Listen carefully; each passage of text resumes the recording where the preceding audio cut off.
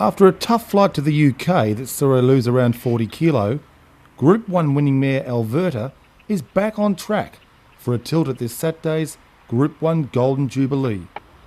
We caught up with her trainer Paul Messara at his Newmarket base.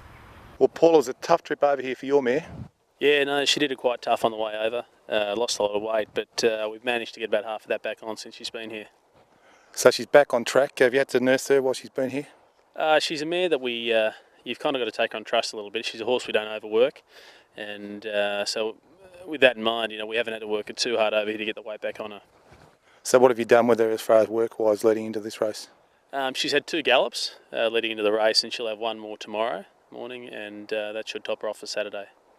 Well, before she got here, her form was absolutely first rate. Yeah, no, I think her last 6 starts, 3 wins and 2 seconds and a third.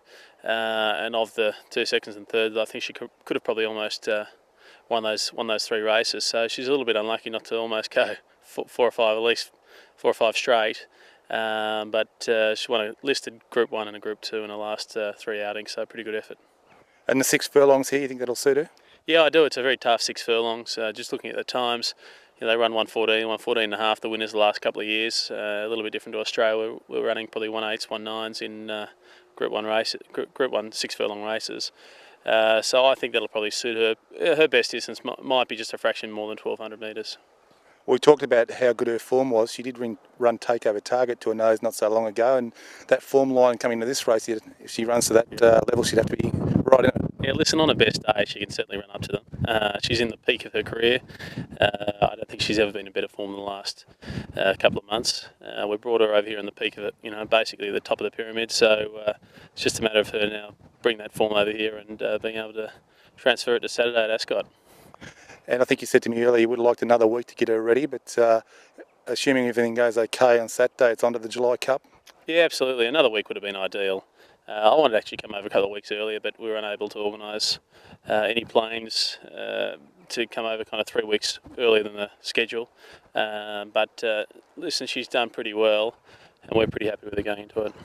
And Ty England will come over for the ride? Yeah, I think he arrives possibly tomorrow. So we'll catch up with him tomorrow. We'll have a look at all the previous tapes of the race and have a good look at the course and go from there. She certainly seems to go well for Ty. Yeah, she does. Listen, she's had three runs on her, 2 wins in a second. So the horse definitely runs for him, and that's why he's over here. And where do you see her sitting in the run? It's going to be interesting. I think there should be a fair amount of pace. I see her kind of sitting just off the speed. She always jumps well, and hopefully, she'll be there kind of just behind them with 300 to go, trying to poke her nose through the middle. And your first experience having an overseas runner, how's it been for you? Yeah, fantastic.